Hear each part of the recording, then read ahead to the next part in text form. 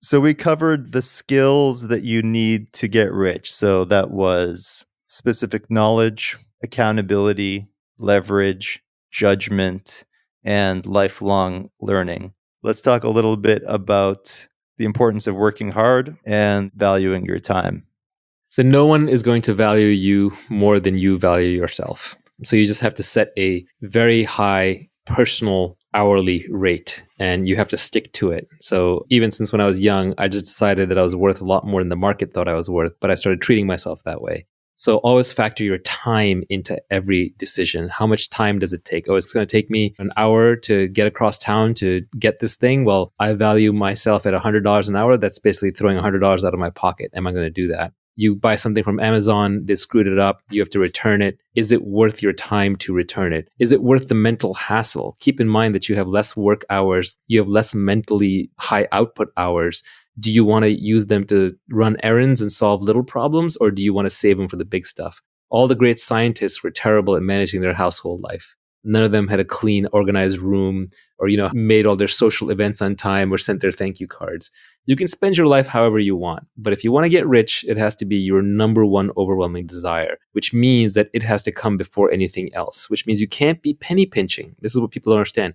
You can penny pinch your way to a basic sustenance. You can keep your expenses low, maybe retire early and not spend too much. And that's perfectly valid. But we're here to talk about wealth creation. And if you're going to do that, then that has to be your number one overwhelming priority. So fast forward to your wealthy self and pick some intermediate hourly rate. For me, believe it or not, back when you could have hired me, which now obviously you can't, but back when you could have hired me, and this was true a decade ago or even 2 decades ago before I had any real money, my hourly rate, I used to say to myself over and over, is $5,000 an hour. Today, when I look back, really, it was about $1,000 an hour. And of course, I still ended up doing stupid things like arguing with the electrician or returning the broken speaker, but I shouldn't have. And I did it a lot less than any of my friends would. And I would make a theatrical show out of throwing something in the trash pile or giving it to Salvation Army rather than trying to return it, or handing something to people rather than trying to fix it. I would argue with my girlfriends and even today to my wife, like, I don't do that. That's not a problem that I solve. I still argue that with my mother when she hands me like little to-dos. I just don't do that. I would rather hire you an assistant. And this was true even when I didn't have money. Another way of thinking about something is that if you can outsource something or not do something for less than your hourly rate, outsource it or don't do it. So if you can hire someone to do it for less than your hourly rate, hire them. That even includes things like cooking. Now, you may want to eat your healthy home-cooked meals, but if you can outsource it, do that instead.